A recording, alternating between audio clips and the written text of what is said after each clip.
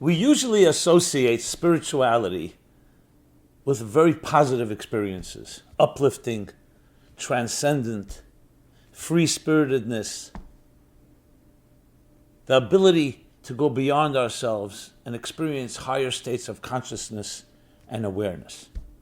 But is there a dark side to spirituality? Are there shadows? Are there risks? Are there challenges? Please join me in this important conversation. Black magic, the dark side of Kabbalah. And let us discover both on a cosmic level and a personal level that with all the great and powerful experiences we are capable of, we must never forget that there is also another side, the other side, the darker side, and what we can do about it, both to preempt it and to harness it toward the good.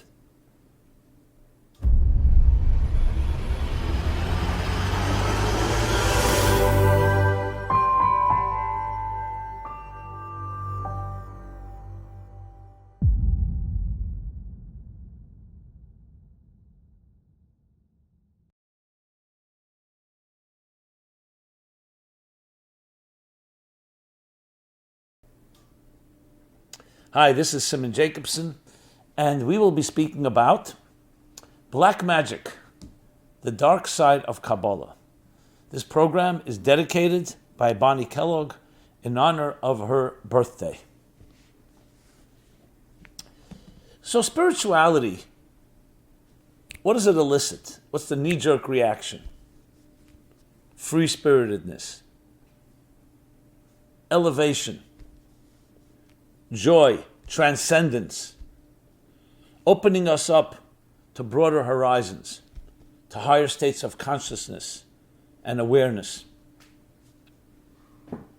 The exact opposite of what materialism or other ways of defining so-called our physical existence, which is about survival, the pressures, the challenges. Spirit, by definition, we say the word soul. Whether it's soul music or soul in general, we're talking about something that is beyond the senses, the suprasensory. So it seems only beautiful, more than beautiful. It is what makes us uniquely human, actually what allows the human to touch the divine, where heaven meets earth. And yet we find that there's another side to things. Is there a dark side to the mystical experience, to the spiritual experience?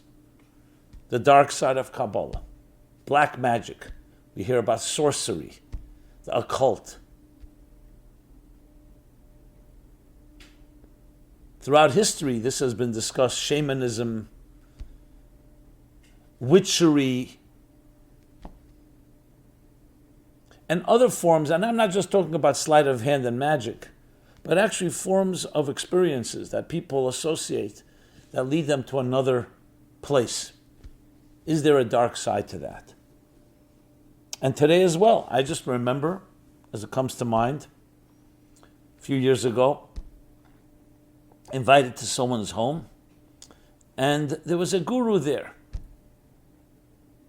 People that I saw when I drove up, a driveway filled with Rolls Royces, the most expensive cars. I walk in, yes, there's this man sitting on the floor, and he has his beloved followers and disciples literally worshiping him. And I felt a vibe that was not, I will call it a healthy vibe. We started a conversation. I was invited. I wasn't even sure what the agenda was, but I was invited just to speak. But then I realized that the people invited me wanted me to help get some people out of this cult. And it was definitely something was wrong. Now, this man was brilliant and sensitive, but I felt a certain, it was his ego. Did it get to him? Did he justify behavior in the name of some higher spiritual state? And it was then that I came to discover and I'm not going to go through the graphic details, but it was quite sordid, let's put it this way. I realized firsthand that there's a very thin line between spirituality, sensuality, and sexuality. And if you don't know how to straddle that line, if you don't know how to navigate, boundaries can be crossed in ways that create quite a lot of damage. Because remember, the deeper you go into a person's soul, the deeper and more intimate you go into the psyche, into the spirit. So on one hand, yes, it can open up completely new channels, can get beyond traumas and fears and inhibitions and insecurities that block us, but you're also opening up a very vulnerable place. Think of like open heart surgery. You don't just do that in the street. It needs to be a sterilized environment, everything perfect, because the deeper you go into something, the more sensitive it is. The more even one drop that goes off, the more destructive it could be. Think of a piece of dust on your finger isn't very significant, but on your eyeball, quite irritating. And the same thing is with our psyches, which is why anyone who's a practitioner, a therapist, a mentor, a psychologist, a psychiatrist, a soul doctor, whatever you want to call the person who's dealing with soul matters, has to be extra careful, even more than a physical doctor, because you're opening up literally the most vulnerable, defenseless place in a person. You want to make sure that there's purity that enters. There's no other agendas, because one iota off can create very deep damage. When I say damage, I don't mean irreversible, but it can create big problems. That's why we find that abuse at the hands of people who love you is far worse than from a stranger. Not to minimize a stranger's abuse, because the person who loves you, you've opened up, you trusted them. A parent, an educator, a mentor, a teacher. You trusted them, and they've gone into the place where you were vulnerable, especially as a child that has no defenses. And when you enter there, every little thing, every delicate thing, it's an interesting concept. The Holy of Holies in the Holy Temple was a place no one ever entered. Only the high priest once a year. And for a short while. Why not? The Holy of Holies is the ultimate place. Because when you enter in a place where there are no filters and no layers and no coverings, complete naked vulnerability, you have to be really, really careful. And if anyone entered the Holy of Holies with one blemish, they wouldn't survive. But do you know that the high priest was bound by ropes in case that would happen, and no one could enter, so they would pull him out. Not as punishment, the exact opposite. You're blinded by the light if you don't have the right filters. But if you're pure and your intentions are pure and humble, that allows you to experience the greatest experiences. So let's talk about the both sides. And it's interesting, in the Kabbalah, in mysticism, the expression used for the dark side is actually the other side, referring to an important verse that I want to quote from Ecclesiastes, where it says that the existence was created in a way of zeh l'umma zeh. Basically alter egos, a mirror image. Everything that exists in light exists in darkness. So they're like polar opposites, but they're equals. Now what does this mean? And what's the significance of that? And let's look at life. Let's just start with basically choosing. When you have to choose. A person with great strengths, we know, can use them to develop and produce something tremendous, but great strengths can also be used in the other direction. Used in the wrong way, it could be the most destructive. So power can be directed in both directions. And we see this, people with charisma, leadership qualities, people who can motivate others. So we've seen unbelievable change happen in the world in a positive way. We would also see horrendous things that happen.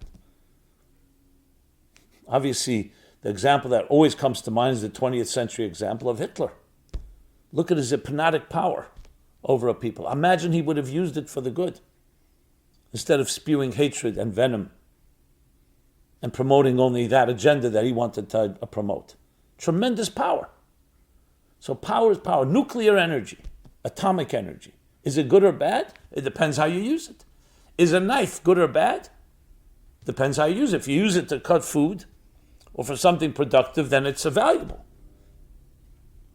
If you use it the wrong way, it's destructive. And the more powerful it is, the more destructive it is. The real question is why? Why is it that way? Why do we have these two diametric opposites? In many ways, as I said, alter egos, mirror images. So it really gets back to the very purpose of existence and why we're here in the first place. I always wondered, I don't know if you ever thought of this question. Today, we're comfortable with the invisible.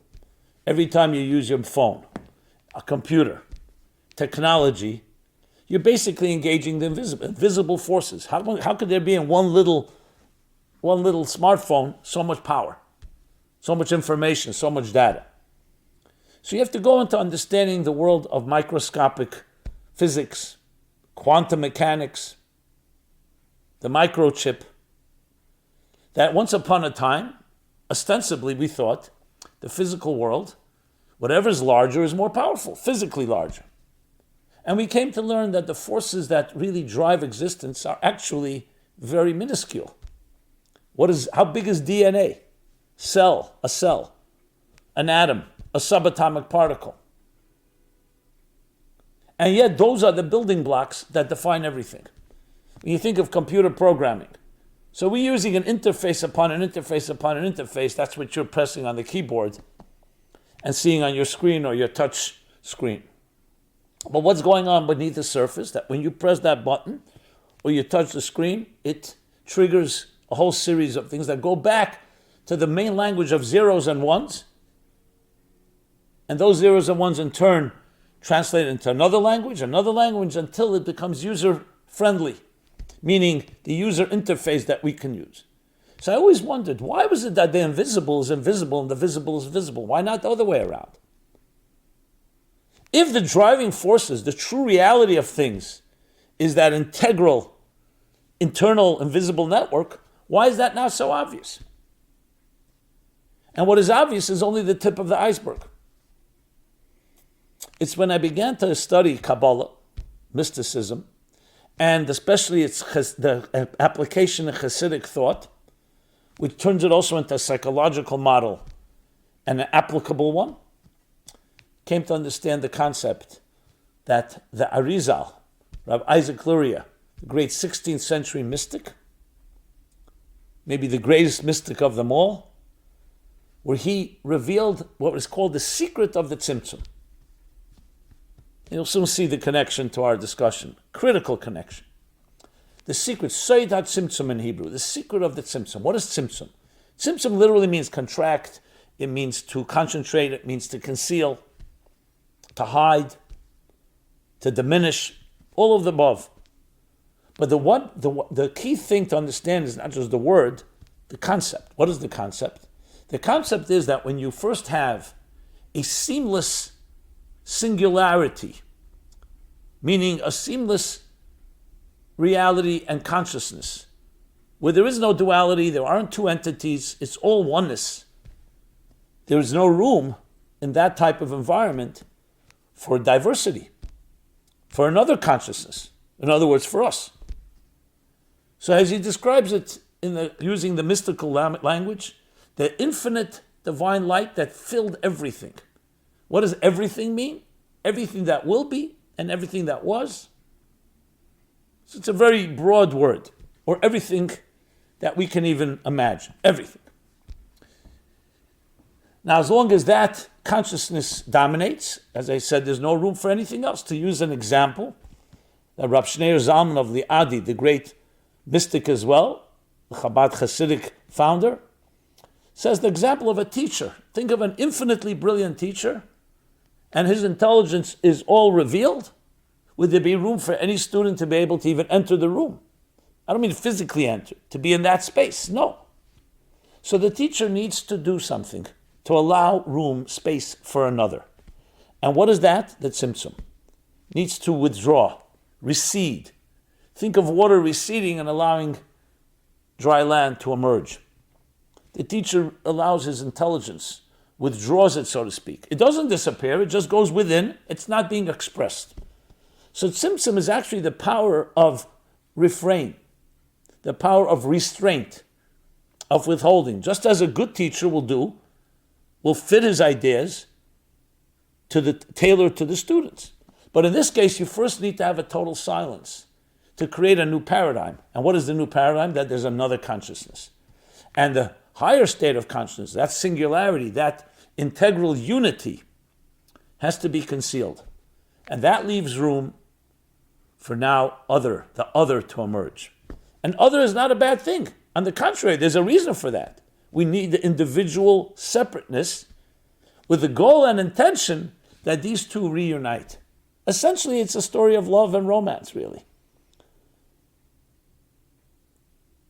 That from an integral, seamless unity, we turn into a fragmented multitude that in its mind and its own consciousness can see itself as separate, but in truth it's also part of that reality, and it's up to us through our work, through our effort. Let's go back to the example. So now that this teacher has receded, his ideas or his brilliance has receded, he's left room for space for the student, now begins, after that concealment and silence, begins a slow flow of consciousness, a slow stream, what he calls the kav. Kav v'chut means a line and a thread. Think of it like a laser beam that now flows, but in a way that will be commensurate to what the Kabbalists call the containers of the budding and developing other consciousness. And if you want to look at it how a child is conceived. So when an egg is fertilized by a seed, and there's a conception, it doesn't begin that suddenly you have a child. You have one cell, one cell. That cell will split, and then split again and split again. First trimester, second trimester, third trimester, until you have, after 9 months, a healthy, viable child. You think about it, all in that one seed. You look at that one cell, you never would imagine. And the same thing as everything in existence is that, where you plant an apple seed in the ground, the same thing, and then it blossoms into a tree.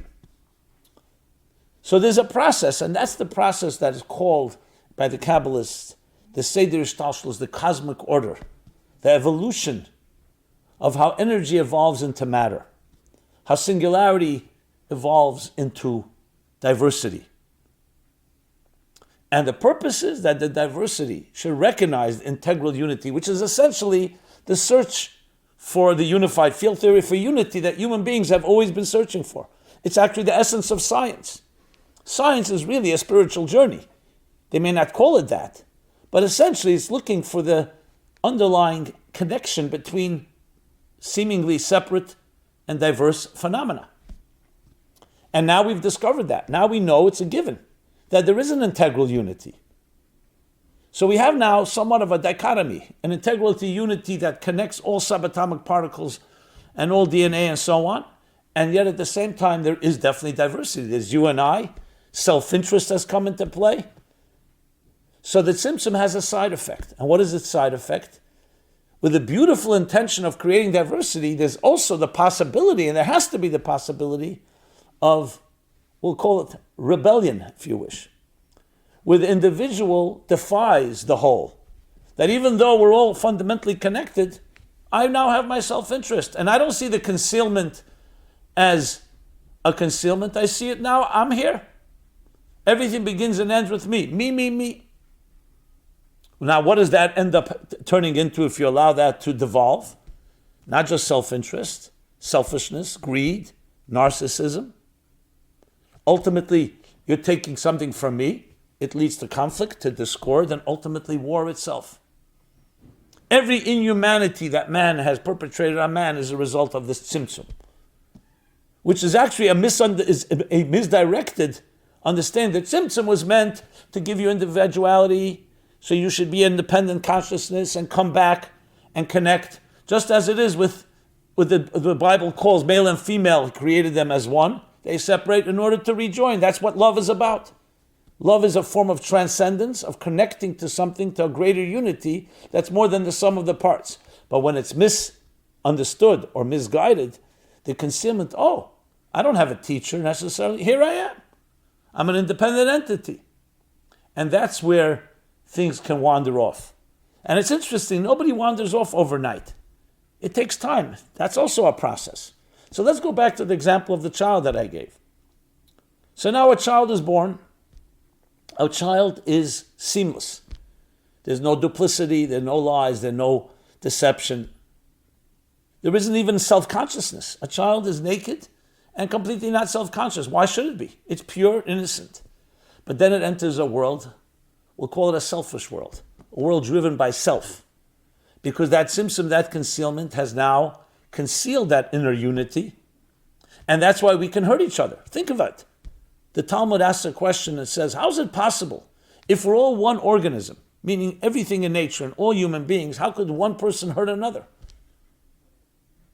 It's like hurting your own person. It's because we don't see it. And indeed, that's exactly the story. Think of your body. Think of your right hand and left hand seeing themselves as adversaries.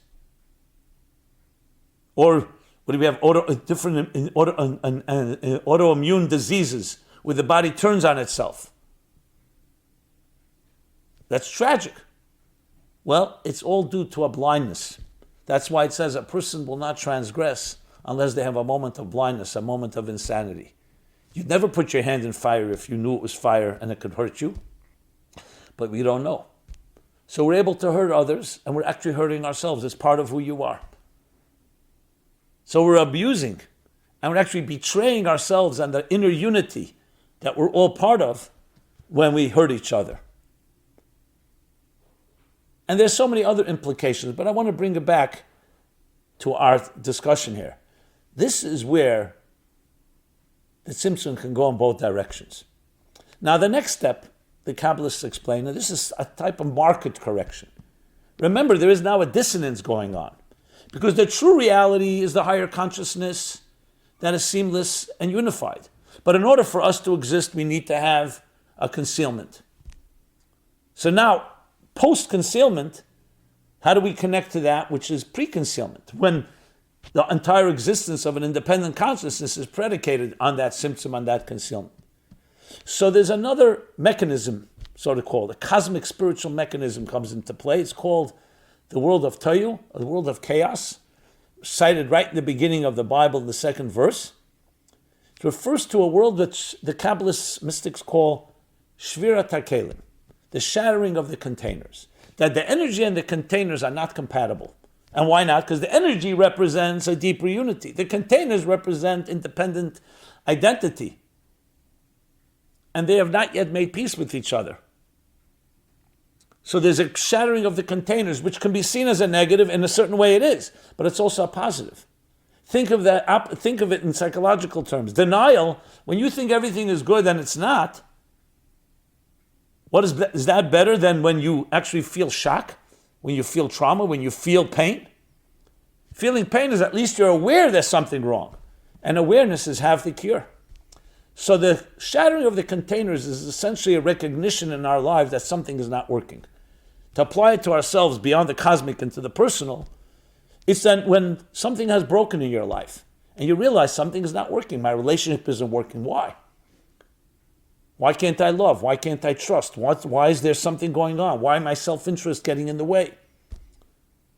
Maybe you're blaming the other, whatever the reason is. Because there's a deeper lying dissonance that has not been resolved. Attention between attention, T-E-N-S-I-O-N, not a tension, but tension between the inner truth of your oneness and the outer fragmentation or separation of the diversity of life.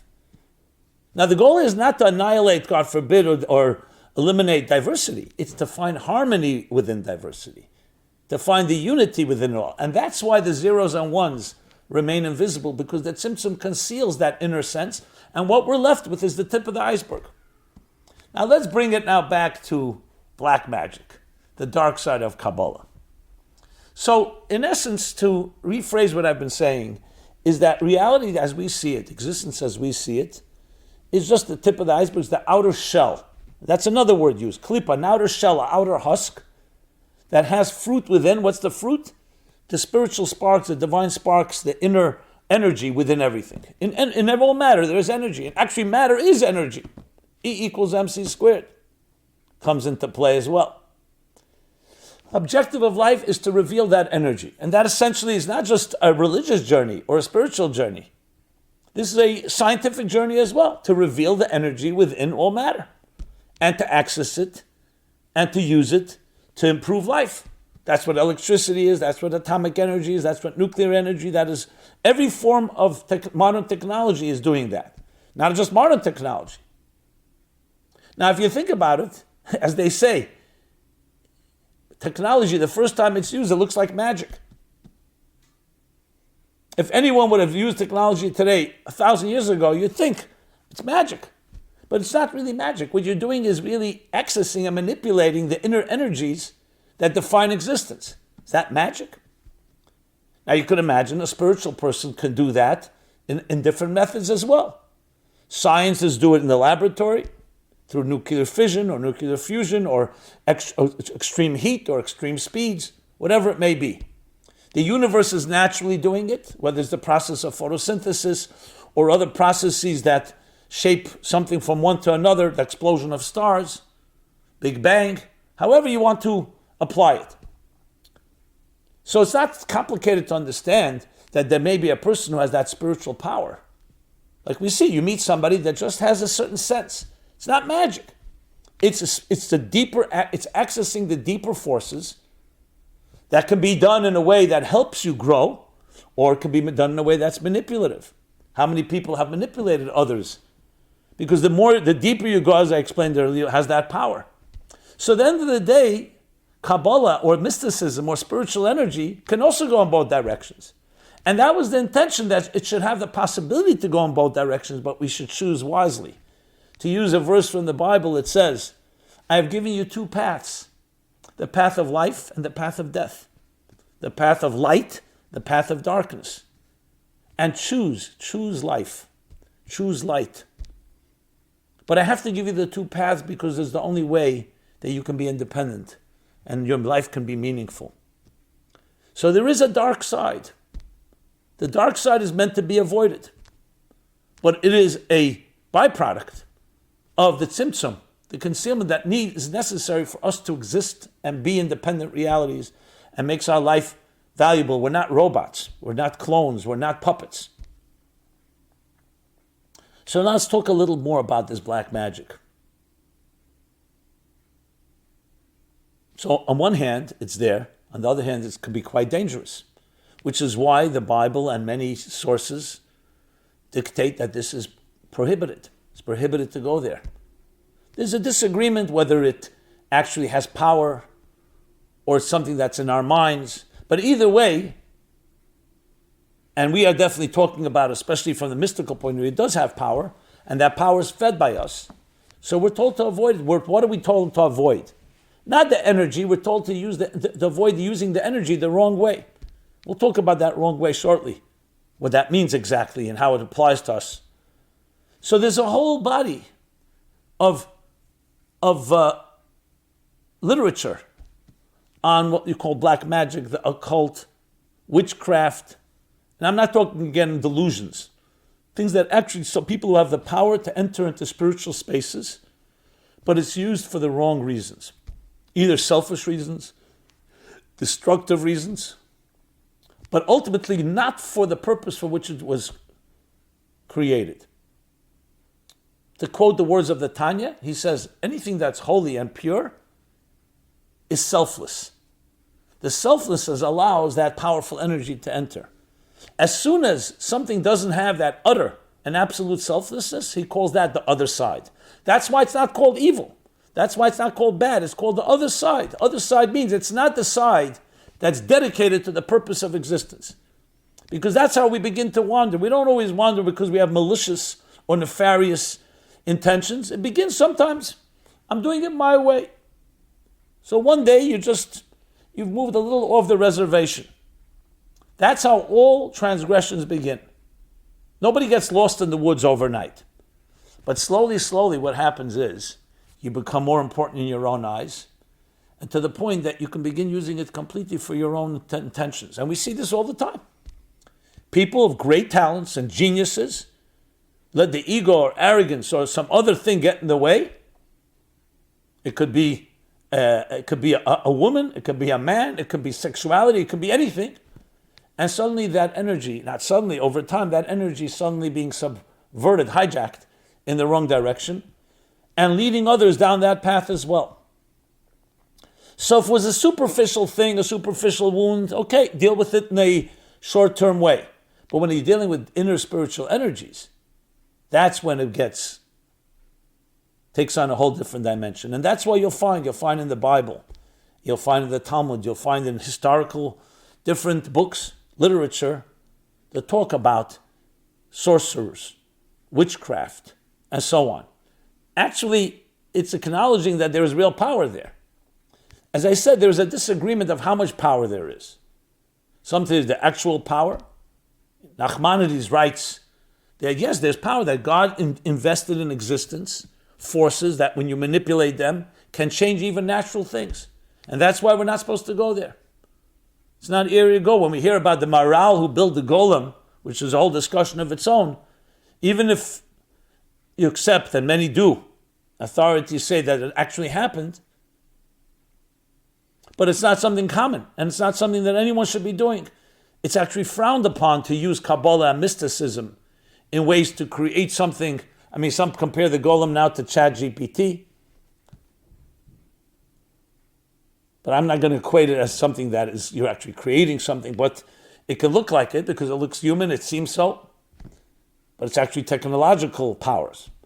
But point being is it's not something that we do. ChatGPT is not an issue, technology is not an issue, unless, again, it's used for the wrong purposes. I'm not going to call technology witchcraft or sorcery, but it has a similarity that if you use powers like that to manipulate or to spread hate and destruction, it can be equally damaging and destructive. So the issue is not the witchcraft, the issue is the manipulation of spiritual energies, or for that matter, psychological energies in the wrong direction, for the wrong purposes. Now you find in the Bible the prophet Bilam, for example, who's equated to Moses, a great prophet, to the point that even though he did not like the Jewish people, and he was commissioned to curse them, he says to Balak, he says, as much as you commission me, I can only speak what I'm told. And he had to say things that were exact opposite of what he felt. Instead of curses, blessings came out of his mouth. But he was a prophet. But he understood where his power came from. And he had bad intentions. And later, left his own devices, he actually gave a very good idea to Balak. He says, you can't destroy them with prophetic or spiritual powers. They have to destroy themselves. Seduce them. Challenge them. Tempt them. And you'll see that they will weaken, not from us, but from within. Which is why, what's the story? So one of the commentaries beautifully explains this idea of black magic. He says, it's the mind that gives it power. So let's discuss that for a moment. Does it actually have power or does it not have power? So it's a combination of both. As I said before, there are energies in existence, and if they're used the wrong way, they can go into the dark side. We spoke about the shattering of the containers. Let's use it psychologically. If a person has suffered some trauma in their life, serious trauma, and then it affects their lives in a very problematic way, they themselves become abusive, or the opposite, they start abusing themselves. Sadly, I'll just give an example of someone I just recently met, among many, unfortunately. Grew up in a very abusive home, and now she sells her body. And she doesn't feel the dignity. What has happened? The energy of sexuality, which is so powerful and beautiful, has completely been diverted into the dark side because she has no self-esteem. She's worthless in her mind. So fine, so I'll sell my body. I don't mean to use such a graphic example, but it's an example. Sexuality is a perfect example. It's deeper spiritual energy. That's what it is. That's why it can create such beautiful things and love and nobility and sacrifice that people do in the name of love. Healthy sacrifice. But also look at the damage it can, because you're not dealing with a small thing. It's like fire. Without fire, we have no warmth, we have no food, we're unable to survive. But imagine fire is out of control, what happens? It destroys. The same thing with sexual energy. As I said before, a very thin line between spirituality, sensuality, and sexuality. Because you're dealing with the deeper inner forces of life, which is why it has such a hold on us. That's why it has that mysterious hold on us. Because it's not just a regular thing out there. It's coming from the deepest places of going into the Holy of Holies, and you have to be very careful when you enter there. Because if it's used in the wrong way, it can create tremendous damage. That doesn't mean there's no hope, but you have to understand that. So there is Shviras HaKelim, the shattering of the containers in psychological terms. Any trauma, anything that has broken you, that in turn has created a shattering in some way to your system, what's happened? So you began as an innocent, pure, seamless child like pre-Tzimtzum, pure white snow. Then life has taken over and hurt and abused in some way, trampled on you, undermining and invalidating the person's self, all the other things that abuse does, or even worse. And now you have a distorted view. You've become not just duplicitous, you've become fragmented. So many different parts of you. It's shattered. The goal of the concealment was in order for you to be an independent individual and reconnect to that unity. And now you may be lost at sea. And the goal now is to find that unity because it's still inside you. That's the key thing to remember. As dark as it may be, and as sad as it may be, there's still always an ember that's still burning. There's still a pilot flame. Because ultimately everything originated from a truth. Even the tzimtzum itself, even the concealment came from a divine power of concealment, the teacher concealing. It didn't come from a bad place. It was diverted. It was hijacked. It was taken control over by other forces. But you can always reverse it. So this is somewhat of an overview of that darker side. Now we all have it within us. You don't have to be a sorcerer or a witch or any other type of spiritual black magic magician to be in this way. We all have our dark corners. Those very sad places, those places we're very much alone. Some call it the ugly corners, some call it the shadows. We all have it. So when you look at it, some of us is just pure shame. Recognize it didn't come from nowhere. It's the microcosm within you of this darker side that we're talking about. It originates from a concealment. It's meant to give you the independence and the ability to choose and to be wise. Where it could end up is a very dark side. So yes, shame is a healthy thing because at least you're recognizing shame. It's much worse if you're not even ashamed of it. You got to the point where you can behave in ways that are atrocious, like the portrait of Dorian Gray, and you don't even feel conscience. So be happy if you have a conscience. So the conscience, however, is that little light that's allowing you to at least do something about it. So most of us want to get rid of the shame, so we do more destructive things to numb ourselves. What I'm suggesting is no. Let's work our way back. Let's try to regain that innocence, the pre-Tzimtzum innocence of our childhood. And to do that is to access your beautiful soul that is there all the time, no matter what there is on the other side. But we need to know there's another side. We don't ignore it, but we don't give it more power than it deserves. Because by being obsessed over it, that itself feeds it. Go back to the theme I was speaking about. So there is energy there. But remember, the tzimtzum itself is also energy. It's when it's misunderstood by us that gives it even more power. Think of an enemy that's not that strong, but you in your mind think that enemy is strong. They're bluffing you. Psychological warfare. And then you're giving it power by believing in it, by thinking it's really that powerful. So it is a combination of a concealment which is real, but a combination of our attitude. So in a way, the darkness dissipates when we don't give it too much credence and power. To start worshiping your trauma, to start worshiping your negative energy is not what you want. What you want to say, it's there, I know where it's coming from, and now I've traced it to the shattering of the containers, all the way to the tzimtzum. But that's not who I am. Who I am is a child that was born seamless, pure singularity, oneness, unity. And that's what I need to find. So it's recognizing, but not allowing it to control you, and definitely not allowing it to define you. Define you. How many of us begin with one identity, and then due to whatever reasons, we've developed another identity, either to protect ourselves, or some call it out of body. The inner child remains concealed, now is the outer adult. The different ways we describe the masks we wear in order to cope, because we think is the only way to go.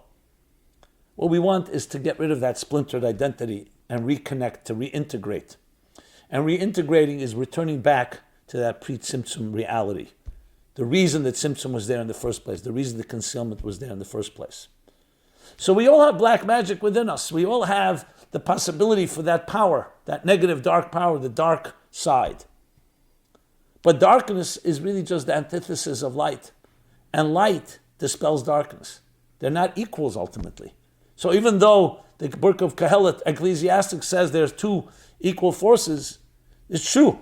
Ostensibly it's two equal, but it now comes down to your attitude. As soon as you say to yourself, I am really a personification, a channel of light, not of darkness. That's who I am. Darkness has happened to me. I may have suffered, but I'm not a sufferer.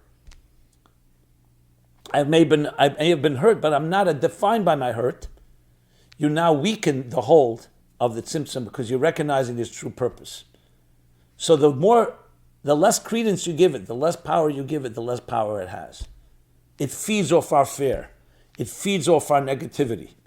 So negativity, which is a result of it, is also the cause of it. So we have to eliminate that, which is by bringing positive energy into our life, which was the whole purpose of this program in the first place. As intriguing as it is to talk about that dark side, black magic, the dark side of Kabbalah, we have to remember is there to remind us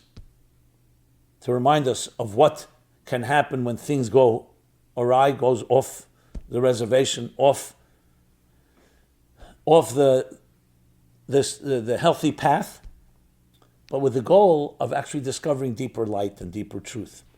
And that's where darkness actually can catapult us and propel us into far deeper levels, to the point where we reach a place that's beyond Tzimtzum and beyond Tzimtzum, meaning higher than light and higher than darkness, a place that transcends both.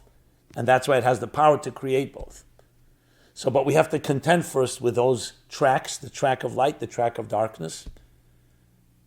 And indeed, when you think of it, and you think of all the different viewpoints about how we're forbidden to go into that world, well, we're telling us don't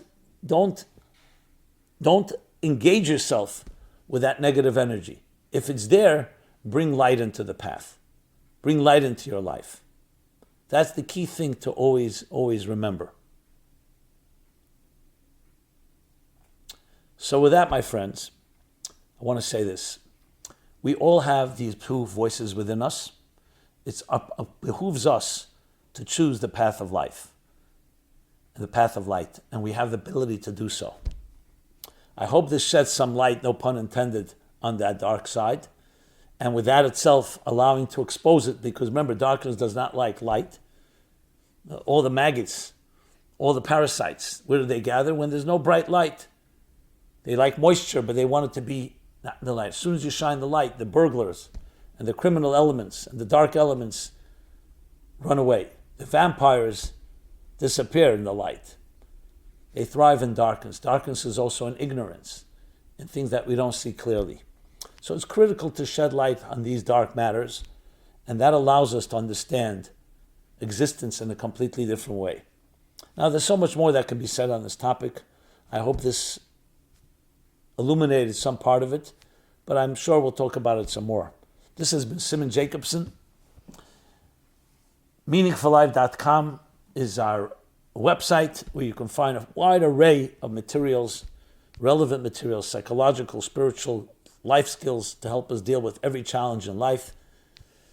Please, love to hear your feedback, your comments, and please share. Subscribe to our YouTube channel, which has been growing and skyrocketing actually.